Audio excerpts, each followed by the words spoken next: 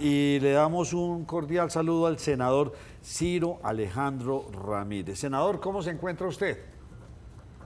Muy buenas noches, saludo a todos los televidentes y gracias por la invitación. Me encuentro muy bien acá en el Ministerio de Hacienda con todos los coordinadores ponentes del presupuesto del próximo año, que este gobierno una vez más va a causar un desastre, gastar más con más deuda, derrochando la plata de los colombianos. A ver, senador, primero queremos conocerlo, usted un poco más aquí en la primera mesa de opinión de Antioquia. Nos dice que usted está viviendo en Medellín, espero tenerlo presencialmente aquí en esta mesa.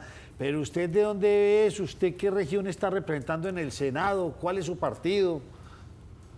A ver, yo he estado desde el 2013 recogiendo firmas de un movimiento significativo de ciudadanos que hoy es un partido político que se llama Centro Democrático.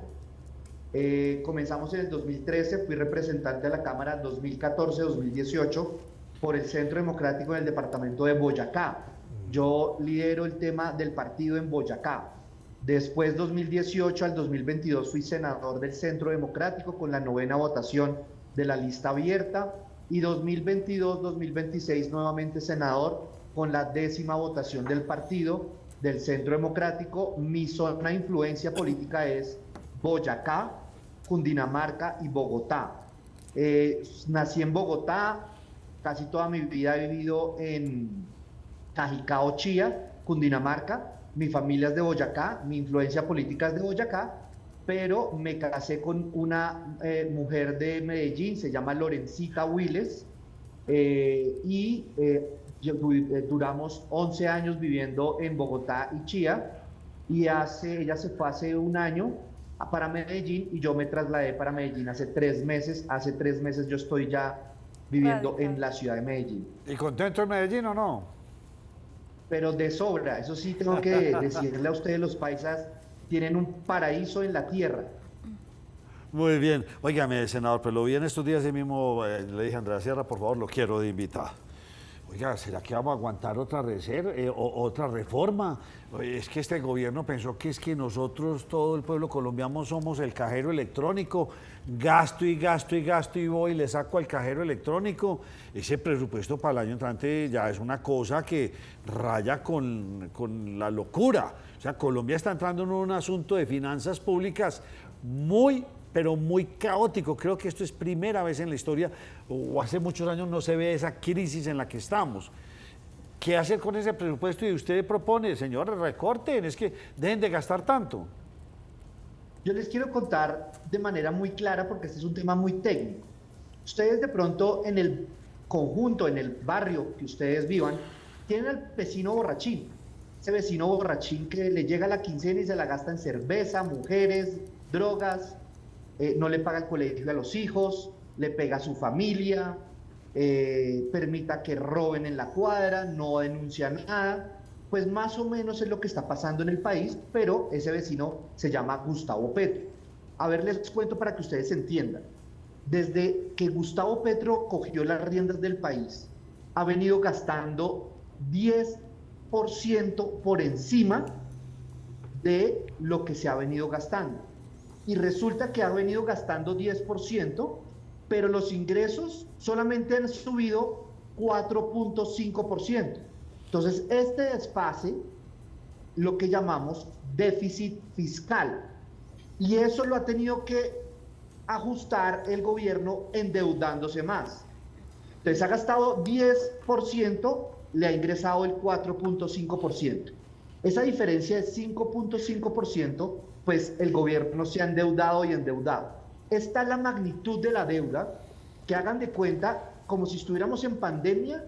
Iván Duque se tuvo que endeudar porque acuérdense que se cerraron las carreteras, centros comerciales, colegios, todo. Pues tuvo que endeudarse para ayudar a los microempresarios, tuvo que ayudar a los peajes, tuvo que ayudar a todo el mundo para poder sobrellevar esto.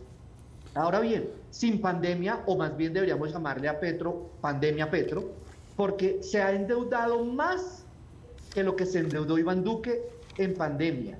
¿Para qué? Para gastar en burocracia, contratos de prestación de servicios sin necesidad alguna, derrochando la plata abriendo embajadas en Haití, para el señor Benedetti allá en la FAO en Italia, derrochando la plata. Entonces, para que entendamos, es que hoy Colombia produce bienes y servicios 100 pesos.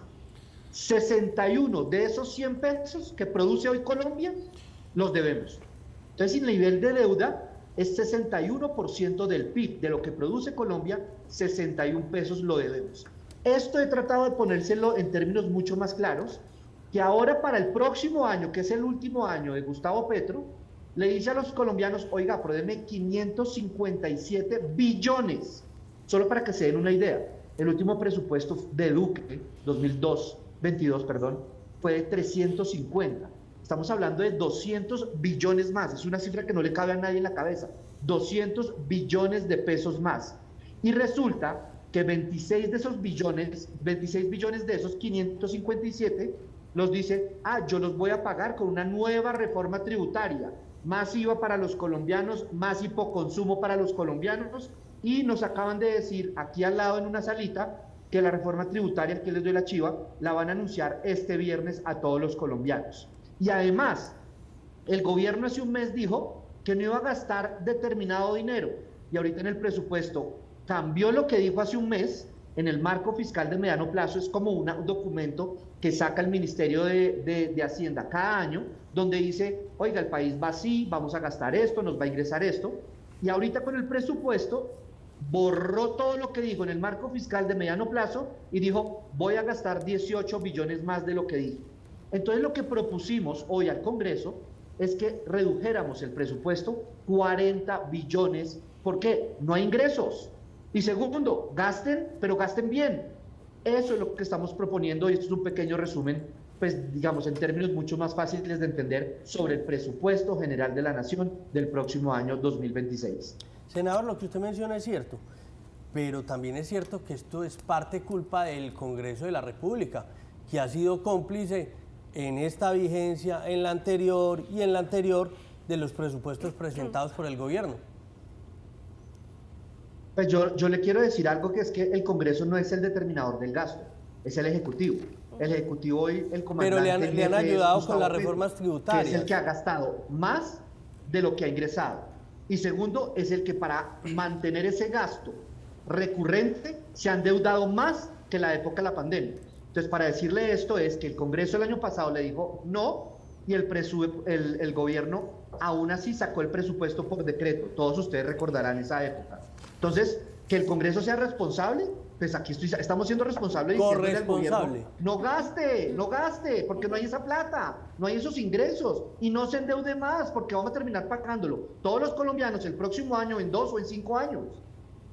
Senador Ramírez, sin embargo, le tengo que preguntar, esta semana conversábamos con el también senador Efraín Cepeda, y él nos decía, se puede prestar para una situación crítica, que fue lo que se vivió el año pasado, y es que el presupuesto salga por decreto.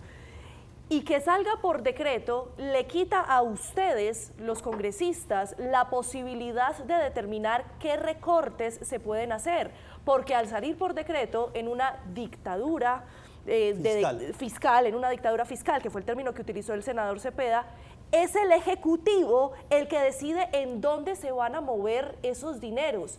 ¿Ustedes están considerando, y se lo pregunto a usted directamente, ¿usted está considerando no volver a aprobar ese presupuesto? Usted acaba de robarme las palabras que hace 15 minutos lo dije, y se lo dije en la cara al ministro de Hacienda. Le dije que nos digan la verdad, porque yo dije, ¿para qué vamos a hablar con cada ministerio que está citado hoy, toda la mañana y un poco de la tarde, a decirnos cuántos recursos necesitan el presupuesto del próximo año? ¿Para qué los vamos a escuchar si todavía ni siquiera hemos hablado del monto? Entonces yo le dije al ministro de Hacienda, díganos la verdad, el gobierno le apuesta a esa que saque el presupuesto por decreto, díganos la verdad. Se quedó callado. Entonces, aquí lo que tenemos es una grave preocupación, porque no es solamente que saque el presupuesto por decreto. Primero tendría que recortarle 26 billones de la reforma tributaria, que es una eventualidad. No creo que pase, pero pues estamos ante una situación sui generis en todo sentido. El gran problema es que el presidente Petro, con sus aliados, muchos de ellos bandidos, que ya lo subió en tarima en la Alpujarra, está diciendo, ahora vamos a decretar un estado de conmoción interior, y se abroga varias de las funciones del legislativo para sacar decretos con fuerza de ley y tocar impuestos. Ya lo vimos con el Catatumbo. Entonces, el gran problema es que usurpe las funciones del Congreso, decretando estados de conmoción interior estados de emergencia económica por la situación que está viviendo el país y empiece a sacar impuestos a diestra y siniestra para tratar de justificar un presupuesto mal presentado y sin ingresos para poder justificar la cantidad de gasto que quiere Gustavo Petro. Mariana. Senador, ¿qué lectura hace usted sobre la prioridad de este presupuesto? Y como segunda pregunta, ¿qué tanto se convertiría este presupuesto en una herramienta de Gustavo Petro para las futuras elecciones presidenciales? Pues miren lo que yo les voy a decir, algo y es muy grave. Primero, él ha dicho que el gasto social no se toca y yo pienso que eso es importante con el fin de seguir reduciendo las brechas de pobreza. Pero miren lo que está pretendiendo. Por ejemplo, está tratando de tocar las vigencias futuras que están para asegurar muchas APPs. Y ustedes saben, muchas vías del mar en Antioquia y muchas de las obras de infraestructura fundamentales para el desarrollo del país podrían quedar en vilo y todos los colombianos terminaríamos pagando muchas demandas contra el Estado. Ahora bien, lo que nosotros queremos es que Gustavo Petro nos diga para qué quiere la plata, porque es que cuando saque el presupuesto por decreto, él mismo puede decir, venga, hago un traslado de otro lado, de un rubro a otro rubro presupuestal, y es el gran problema que le quita funciones al Congreso de la República para el gobierno en cabeza de Gustavo Petro sacar el presupuesto por decreto y mirar en qué gasta. Y para responderte tu pregunta, ¿qué es lo que él quiere dentro del presupuesto? Pues primero es asegurar toda esa gran cantidad de recursos que quiere, uno, para la paz total, segundo, seguir minando el poder de las Fuerzas Armadas, porque ya vemos casi más de 700 municipios en poder de los bandidos, y lo más grave de todo esto es que no está invirtiendo en obras de infraestructura que desarrollen competitividad, productividad y crecimiento económico. Y aquí estamos felices porque supuestamente estamos creciendo más del 2%, pero no dice que estamos creciendo a punta de consumo. Es el Estado gastando y gastando, pero es un crecimiento irreal. ¿Y por qué se los digo? Ahorita muchas empresas pueden decir, es que yo estoy vendiendo más, pero pregunten cuántas empresas hoy están invirtiendo. Pregunten cómo va la inversión extranjera directa. No estamos creciendo a base de inversión, estamos creciendo a base de consumo, pero un consumo ficticio, porque lo vamos a terminar pagando después con la cantidad de deuda que nos va a dejar Gustavo Petro, endeudados a todos los colombianos, porque como ya les dije, tiene una deuda de más del 60% del PIB que se va a terminar pagando, porque toca pagar. Entonces, el gran problema es usted hoy endeudarse para ir, que no tiene para pagarle al colegio de los hijos, no tiene para pagar los materiales de los hijos en el colegio, pero sí se endeuda para irse para Miami para comprarse un Ferrari. Eso no tiene ningún sentido. Lo vamos a terminar pagando después y es el grave problema que vamos a tener los colombianos. Senador, es evidente que estamos ante una situación donde pues, hoy el Congreso de la República simplemente va a hacer un trámite para ese presupuesto. Lo que uno empieza a ver y lo que le preocupa a uno es que se nota que hay una distracción en relación a la reforma tributaria. Él sabe que no se la van a aprobar, pero ¿será ese el caramelo que le está dando a los colombianos para que no le pregunten qué va a hacer con la plata? Porque uno empieza a ver que empiezan a hablar de la reforma tributaria y que van a gravar productos de la canasta familiar, que van a gravar infinidad de productos relacionados con el alcohol, productos relacionados con el tabaco, con las gaseosas, en fin, todos los comentarios que empiezan a ver en diferentes partes sobre qué es lo que se va a gravar. Esa reforma tributaria empieza a ser una estrategia para que los colombianos nos concentremos más en qué nos van a grabar y que pues, posiblemente el Congreso de la República no lo pase, para que los colombianos no nos preguntemos qué va a hacer con ese presupuesto que va a aprobar por decreto. Yo creo que, lo dije en el Congreso de la República, todo hace parte de una narrativa novelesca que nos ha montado Gustavo Petro, para no hablar de lo importante, y es del problema de inseguridad, el problema en salud, el problema económico que hoy tiene el país de desempleo, porque si dicen es que ha aumentado el empleo, pero es a punta de cuenta propia, o sea, la informalidad. Entonces, para no hablar de los problemas reales que hoy tiene el país, los problemas del frenón de infraestructura. Entonces, ¿en qué consiste la narrativa? Entonces, él presenta una reforma tributaria donde va a tocar IVA, y el ministro de Hacienda habló de las exenciones de IVA. ¿Qué está exento?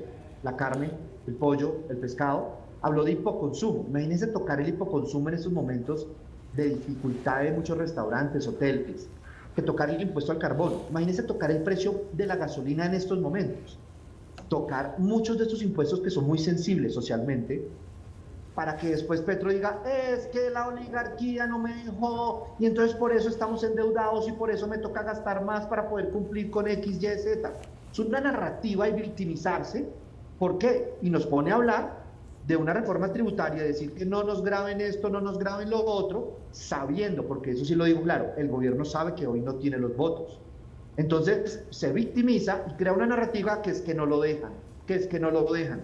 Y porque no más bien se aprieta el cinturón el señor Gustavo Petro y habla de austeridad en vez de crear más contratos de prestación de servicios para su militancia política en época de elecciones. Porque en vez de crear una embajada para el señor Benedetti o para el señor que acaba de mandar el señor Sade, que lo mandan para otra embajada, o la señorita Laura Sarabia, que también la mandan para otra embajada, una cantidad, solamente el 30% de las embajadas hoy están en cabeza de la carrera diplomática, y creando embajadas, creando y creando puestos de contratos de prestación de servicios. Entonces crea una narrativa en donde él no se ajusta el cinturón, el gobierno sigue gastando a punta de deuda, no de los ingresos que recibe la nación, y dice, es que ve, el Congreso no me dejó aprobar la reforma tributaria, entonces por eso me toca hacer esto y lo otro. Pero lo más grave de todo esto es que hoy el país está en serias dificultades para los próximos años. ¿Por qué en serias dificultades? Porque nosotros vamos a tener en el 2026, el que gane, que Dios quiera, no sea nadie ni del pacto histórico ni de ese frente que están creando allá, sino alguien que tenga la capacidad de poner las finanzas públicas en orden. Y segundo, va a tener una camisa de fuerza muy importante para poder realizar una inversión y reactivar muchas de las cosas que se requieren para crear un empleo formal, no informal, formal, para crear y volver a reactivar la infraestructura del país, que es lo que nos da crecimiento a mediano y largo plazo. Entonces a lo que voy es que es un gobierno irresponsable, con ninguna seriedad sobre el futuro del país, sino pensando ya en la campaña del 26, y le importa un carajo el país, le importa un carajo las finanzas públicas, pero lo más grave de todo esto es que nos lo dice en la cara. Y en esa es la situación que estamos hoy acá en el Ministerio de Hacienda, diciéndole al ministro de Hacienda, Germán Ávila, que nos diga la verdad. ¿Quieren aprobar este presupuesto por decreto o quieren que lo discutamos? Senador Ramírez, me voy a devolver al punto inicial con el que empezaba esta conversación. Usted nos hablaba, son 557 billones el presupuesto que se tienen, 26 de ellos desfinanciados que irían por una ley de financiamiento, reforma tributaria, pero usted nos hablaba, necesitaríamos una reducción de por lo menos 40 billones de pesos. Si se da esa reducción, es decir, un presupuesto de 517 billones de pesos, uno, ¿ustedes quedan contentos? Y dos, ¿a qué proponen ustedes que se le recorte en ese presupuesto? Primero que todo, estamos hablando de 40 teniendo en cuenta los 26 de la reforma tributaria. Y aquí estamos teniendo en cuenta es el concepto del Comité Autónomo de la Regla Fiscal, que sugirió un recorte de más o menos 13.6 billones de pesos, más los 26.3 de la reforma tributaria, quedan mal contados 40 billones de pesos. Primero que todo, yo quedaría contento. ¿Por qué? Porque se cumplen las metas de déficit fiscal. ¿A qué voy con eso? Déficit fiscal es lo que yo les decía. Si yo gasto más y no me ingresa lo que yo estoy gastando, ese espacio se llama déficit fiscal.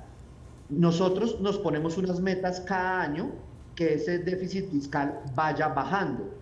Si nosotros reducimos esos 40 billones, podemos cumplir la meta del 2026 al 2028 de ir reduciendo el déficit fiscal.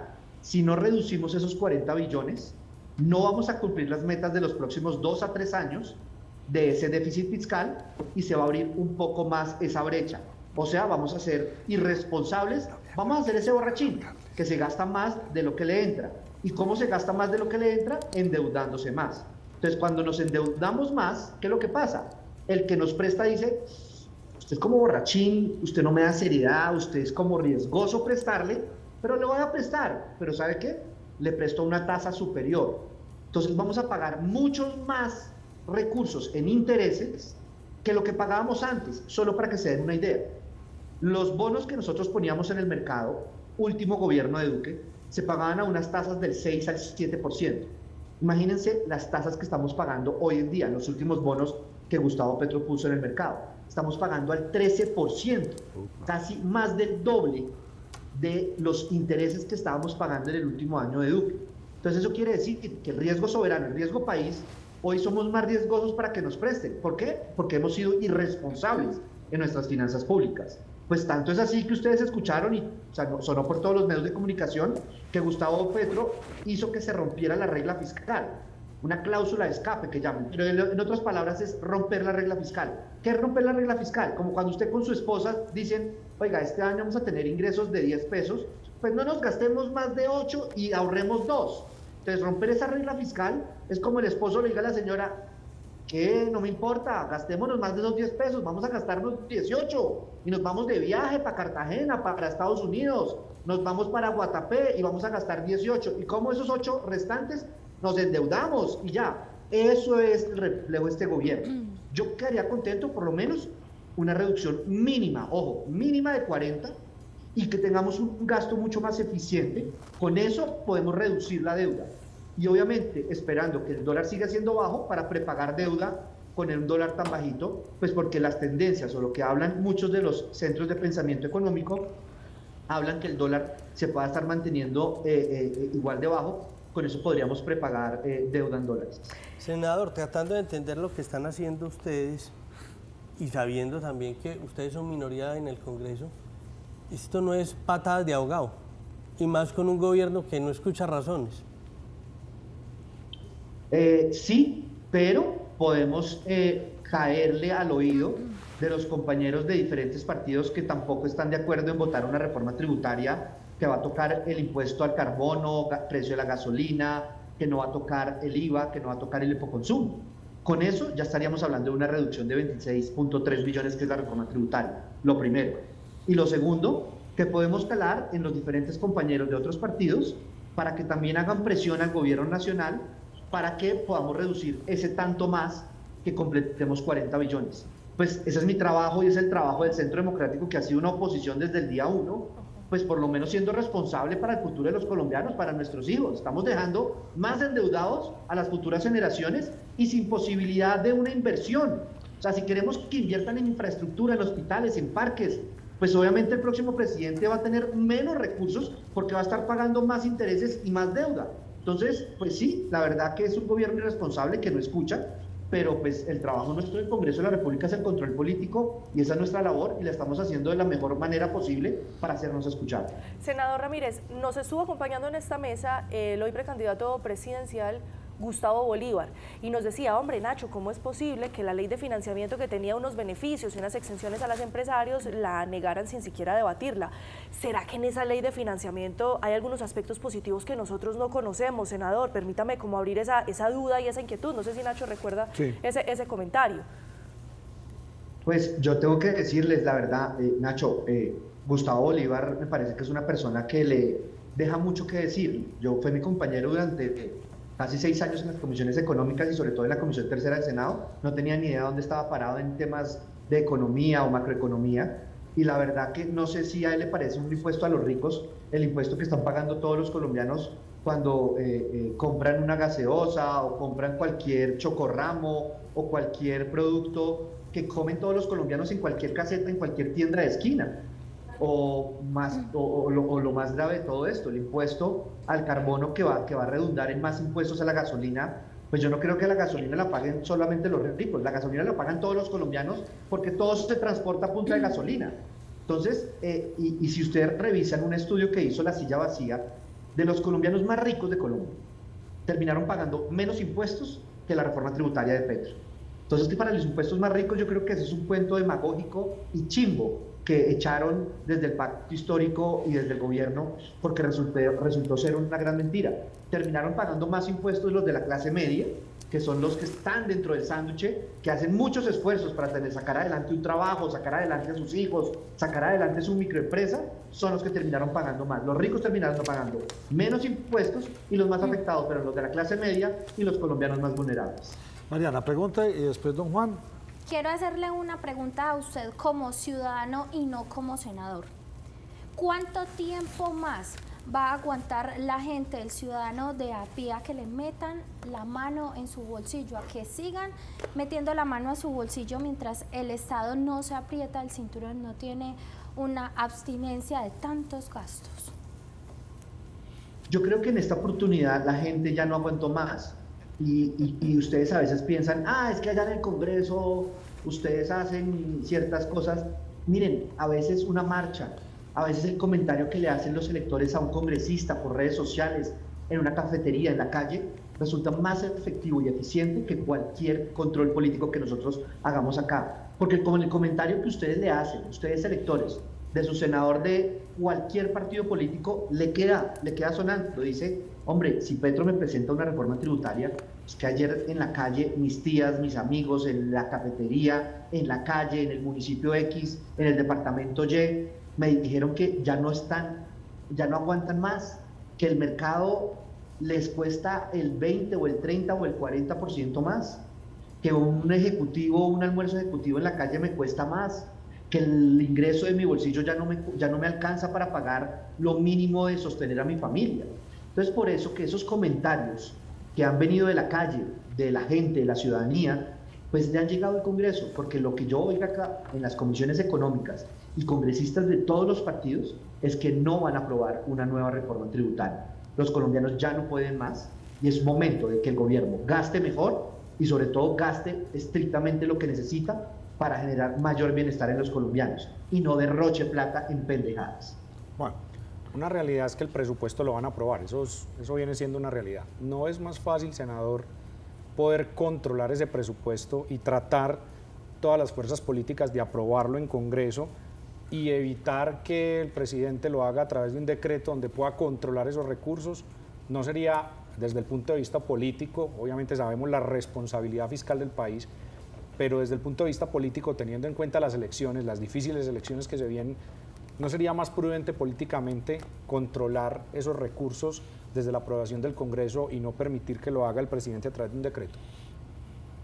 Exactamente esa es nuestra estrategia. Usted podría estar acá en el Senado conmigo porque esa es nuestra estrategia, precisamente no permitirles que aprueben eso por decreto, sino primero buscar las mayorías para reducir el monto y en los traslados presupuestales que los recursos vayan a los sectores que hoy los necesitan. Entonces, por ejemplo, en la política social, la política de infraestructura, la política que necesita los recursos en el sector agropecuario, etcétera, etcétera. Entonces, lo que queremos es que no vaya por presupuesto. Obviamente, el Centro Democrático, pues somos una minoría, como ustedes lo han dicho, pero pues estamos tratando de buscar las mayorías para que precisamente no lo saque por presupuesto y tener las mayorías en las comisiones económicas de Cámara y Senado para sacar un presupuesto que es el que diga el Congreso, para que por lo menos se cumplan las metas de déficit y de deuda de este gobierno irresponsable. Senador Ciro Ramírez, muchas gracias por habernos acompañado. Aquí una silla está dispuesta para cuando venga a Medellín y sigamos ampliando estos temas, porque la economía del país está enrarecida. ¿Usted se imagina, Juan, el próximo gobierno? Aquí ya lo han dicho varios invitados. Conmoción, Emergencia económica. 8 de agosto del año entrante, eso lo va a tener que... listo el decreto. No, lo van a tener que tener listo porque van a entregar las finanzas de este país corrompidas a su máxima expresión. Nacho, y ahí está el punto más importante de lo que se viene en elecciones, y es que tenemos una situación muy compleja, y es que quien vaya a ser el presidente, el próximo presidente de este país, independiente de su filiación política, pues tiene que conocer de economía, porque el país está quebrado, no lo van a dejar endeudado, y la verdad es que los que se están lanzando la presidencia no saben, o bueno, yo creo que sí lo saben, pero tienen un problema económico. Senador, venga, una última pregunta. Hay mucha nómina electoral. Aprovecho para decirle algo. Ustedes que son un programa tan visto, si no el más visto de Medellín, porque lo sigo pues muchas de las noches y mi familia también, ustedes creo que es importante, tanto en los medios de comunicación como en la ciudadanía, a los candidatos de todos los partidos les exijamos, oiga, usted conoce las finanzas y qué va a hacer usted para bajar la deuda, qué va a hacer usted para no gastar más de lo que le ingresa. Es importante que los colombianos exijan, que le digan a los colombianos qué es lo que prometen, para que cuando lleguen no hagan una cantidad de irresponsabilidades como lo hizo este señor. Senador, ¿qué tanta nómina electoral hay? Nómina, ya sabe a qué me refiero, y por ahí en estos días Mauricio Cárdenas lo estuvo hablando y diciendo, o sea, es que hay una nómina grandísima, pero todo eso es para garantizar votos. Esa nómina está muy alta. 350.000 cargos adicionales. Uy, madre. Eso es un mundo de gente. Eso es un ejército de militancia activa política de este señor. Estamos llegando a casi 9 billones de pesos en contratos de prestación de servicios, el más alto en la historia. Entonces es muy grave lo que está haciendo este señor, porque está creando ejércitos de militancia activa política para el próximo año. Senador, muchas gracias por habernos acompañado. Nacho, muchas gracias a ustedes por la invitación y muy contento de pues, estar acá con ustedes. Espero visitarlos presencialmente en esa ciudad tan linda que ahora es mi ciudad, Medellín. Muchas gracias. A usted por acompañarnos. Es que el dilema es ese, el que tiene la plata dicen, hombre, nosotros que tenemos la platica, nos vamos a ir, vamos a probar una vez el gobierno y nos vamos a ir. ¿Cómo ponen toda esa plata a funcionar en pro de las próximas elecciones? Nacho, y ahí viene un tema que es muy importante y es lo que pues, muchos hemos venido diciendo. La gente siente un ambiente político distinto en la familia, en las calles, la gente se reúne los domingos en la casa y dice no vamos a votar por el de Petro, pero una cosa es lo que está pasando en esta realidad primaria y otra cosa es lo que está pasando en el Estado y la plata que están cargando todas las instituciones para poner el dinero del Estado en función de una campaña política y ahí es donde no la vemos tan fácil. Y doña